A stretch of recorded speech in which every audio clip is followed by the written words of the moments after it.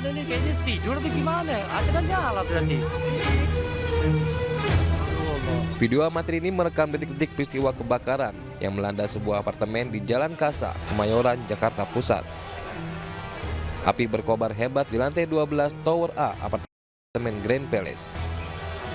Menurut saksi, api pertama kali muncul dari sudut area outdoor yang ada di lantai 12, kemudian membakar sejumlah barang hingga akhirnya menyambar ke area outdoor lainnya.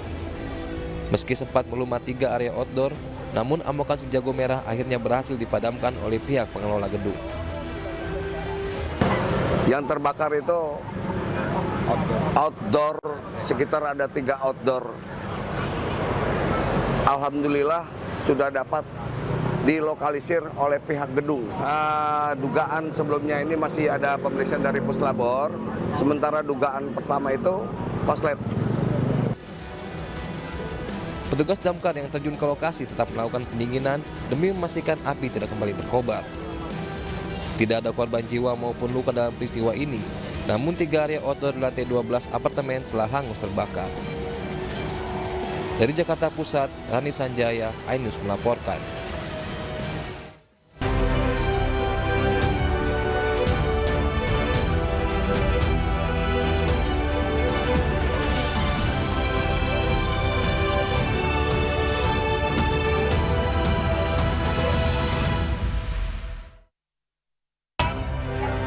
Poros Buruh menggelar aksi di depan gedung KPU RI menolak Pilpres curang dan meminta para komisioner KPU dipecat.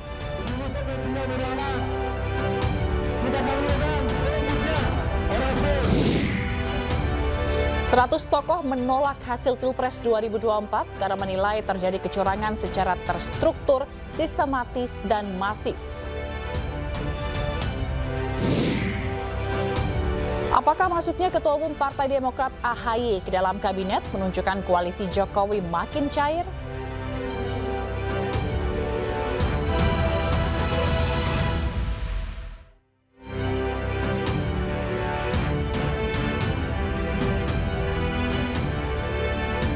Halo, selamat sore pemirsa. Demikian tadi berita pilihan iNews sore bersama saya Fazilah Khairunisa.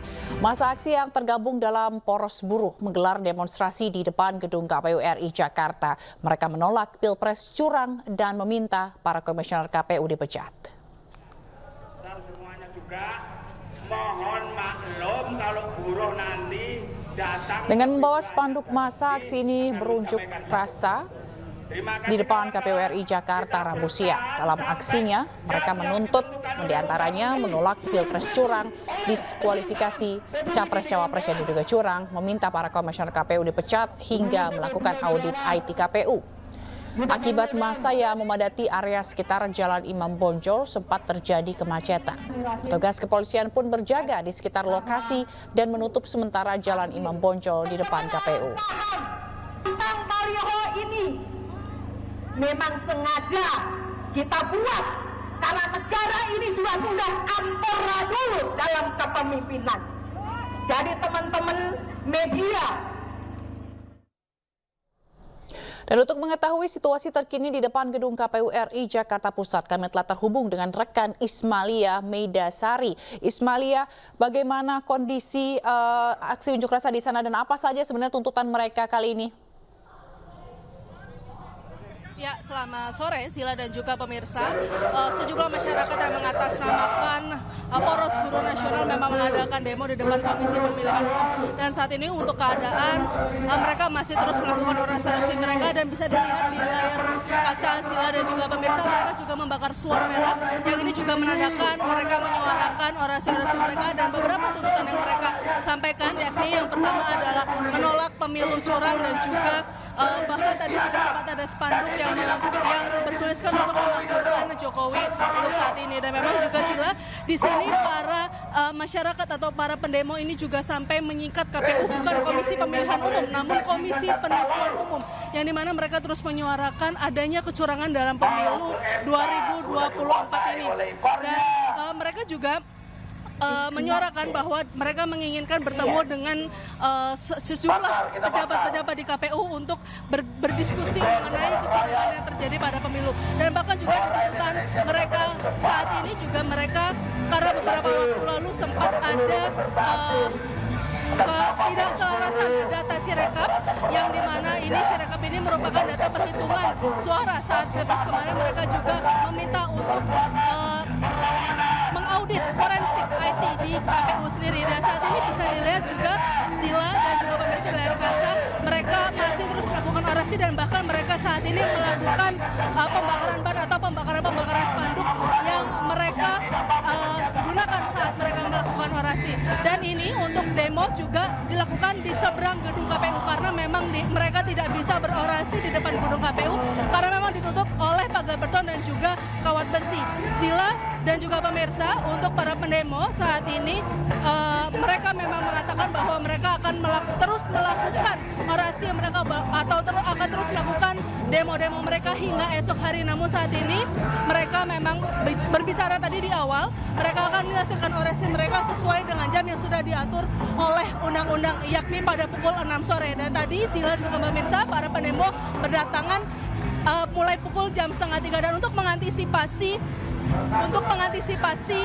para pendemo ini ricu di depan KPU, ini juga KPU telah menyiapkan beberapa pengamanan atau sejumlah pengamanan, sekitar ada 1.000 lebih orang dan juga menutup jalan di depan KPU sendiri. Kembali ke studio, Zila. Baik, terima kasih rekan Ismalia atas laporan Anda langsung dari depan gedung KPU RI Jakarta. Tetap berhati-hati, selamat bertugas kembali.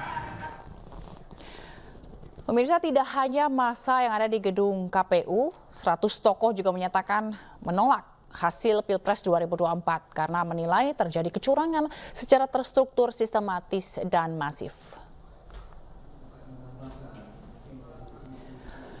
Pembacaan atas sikap penolakan para tokoh terhadap hasil Pilpres dibacakan oleh mantan Ketua Umum PP Muhammadiyah Din Syamsuddin.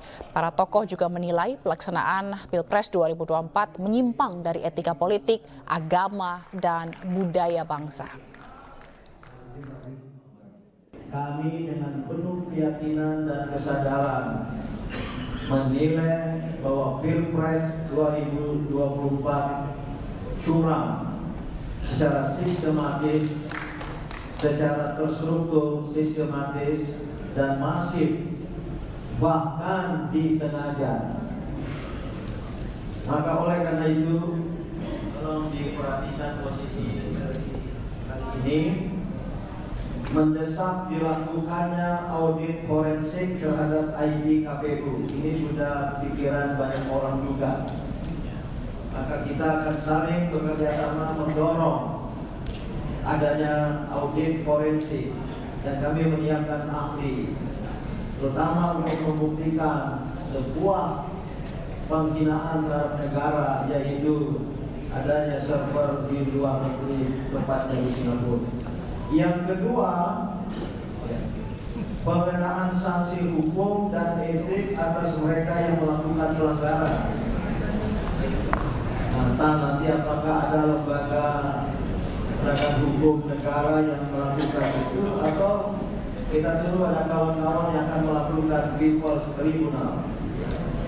Yang ketiga, nah ini agak tenahan, mohon maaf, di antara kami belum ada kesepakatan karena ada beberapa pikiran. Tadi banyak didengar call-nya tinggi agar dilakukan pemilu Pilpres ulang secara menyeluruh dari awal.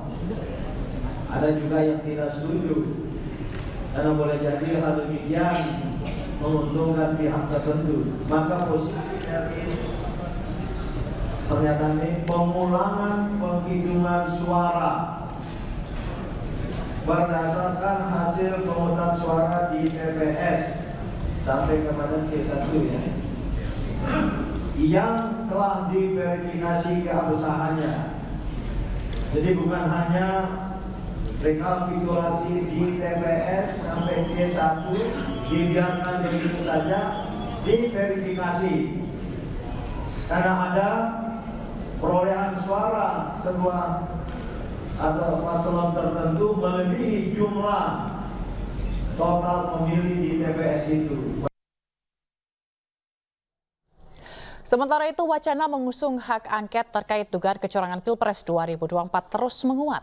Anggota DPR fraksi PDI Perjuangan yang juga Wakil Deputi Kinetik Teritorial TPN Adian Napitupulu menegaskan hak angket digulirkan bukan mencari kalah menang, tapi mencari kebenaran.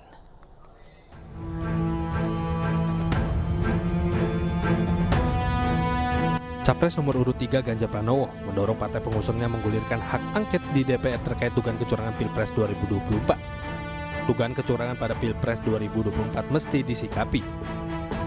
Fraksi PDIP DPR juga telah menegaskan solid melayangkan hak angket DPR guna menelisik kejanggalan dalam proses Pilpres 2024. Anggota DPR fraksi PD Perjuangan yang juga Wakil Deputi Kinetik Teritorial TPN Adian Napitupulu juga menyatakan partai-partai pengusung pasangan nomor urut 3 Ganjar Mahfud dan nomor urut 1 Anies Muhaimin akan solid mengusung hak angket. Selain itu, Adian juga menegaskan hak angket digulirkan bukan mencari kalah menang, tapi mencari kebenaran. Pak Ganjar, Pak Anies sudah sepakat untuk mengajukan hak angket beserta dengan partai-partai pendukungnya. Ya kita lihat saja di parlemen proses politiknya. Bang, soal hak angket itu Bang, kalau dari fraksi PDI sendiri gimana sih Bang? Menurut saya ketika Ketua Umum perintahkan kita pasti solid. Partai-partai koalisi Pak Ganjar juga pasti solid karena sudah ada pembicaraan kok. Begitu juga partai-partai koalisi Pak Anies juga pasti solid karena sudah ada pembicaraan. Kita tidak sedang mencari kalah menang saja, tapi kita sedang mencari kebenaran itu sendiri. Hak angket adalah hak untuk melakukan penyelidikan terhadap pelaksanaan suatu undang-undang, kebijakan pemerintah yang berkaitan dengan hal penting, strategis, dan berdampak luas pada kehidupan bermasyarakat, berbangsa, dan bernegara yang diduga bertentangan dengan peraturan perundang-undangan. Dari Jakarta, Anggita Maura, Ahmad Putra Ainus melaporkan. Capres Anies Baswedan mengatakan Koalisi Perubahan mendukung usul Capres Ganjar Pranowo agar DPR menggunakan hak angket mengusut kecurangan Pilpres. Anies yakin proses hak angket bisa berjalan karena dikawal fraksi PDI Perjuangan yang merupakan fraksi terbesar di DPR. Ketika kita mendengar yang dilakukan, kami melihat itu ada inisiatif yang baik. Dan ketika Pak Ganjar menyampaikan keinginan untuk melakukan angket itu, fraksi PDI Perjuangan adalah fraksi yang terbesar. Kami yakin bahwa Koalisi Perubahan, Partai Nasdem, Partai PKB, Partai PKS akan siap untuk bersama-sama. Jadi siap, saya memandang dengan adanya inisiatif angket, proses di DPR bisa berjalan. Kami siap dengan data-datanya dan di bawah kepemimpinan fraksi terbesar, maka proses DPR bisa berjalan. Saya Ketua Umum Partai Demokrat Agus Harimurti Yudhoyono dilantik menjadi Menteri Agraria dan Tata Ruang atau Kepala Badan Pertahanan Nasional. AHY menggantikan Hadi Cahyanto yang menjadi Menko Polhukam.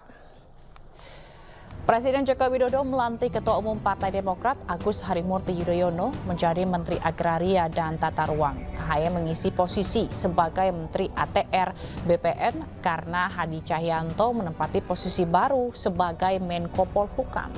AHY hadir didampingi istrinya Anissa Pohan pada pukul 10:30 waktu Indonesia Barat di Istana Negara.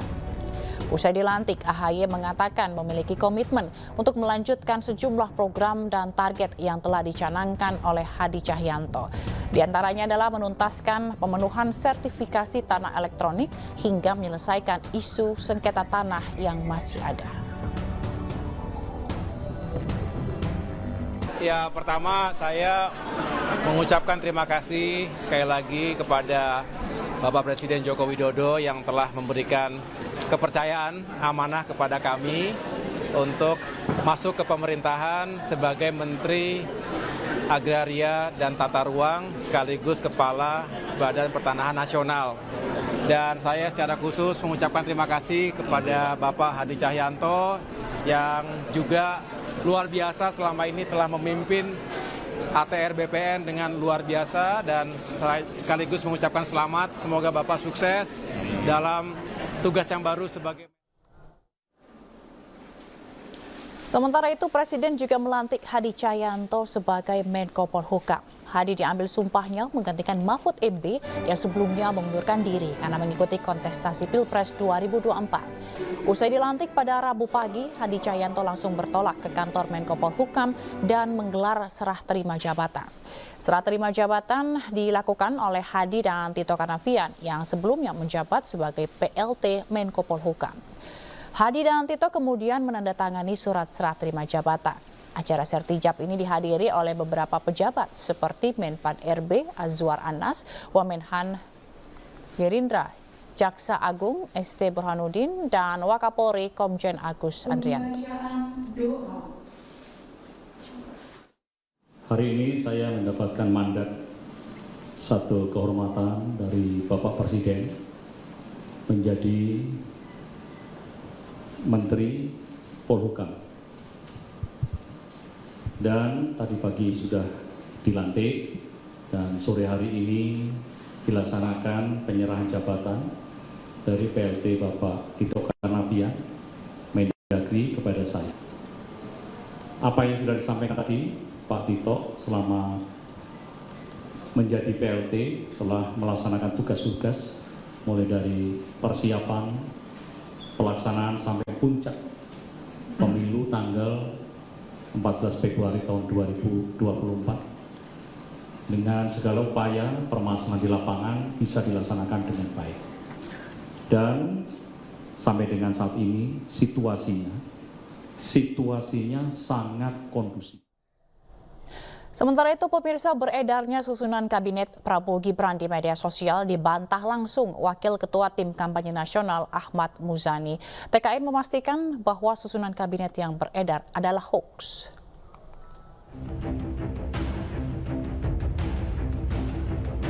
Media sosial dihebohkan dengan beredarnya susunan kabinet pasangan Capres-Cawapres Prabowo Gibran. Menanggapi hal itu, Wakil Ketua TKN Ahmad Muzani membantah.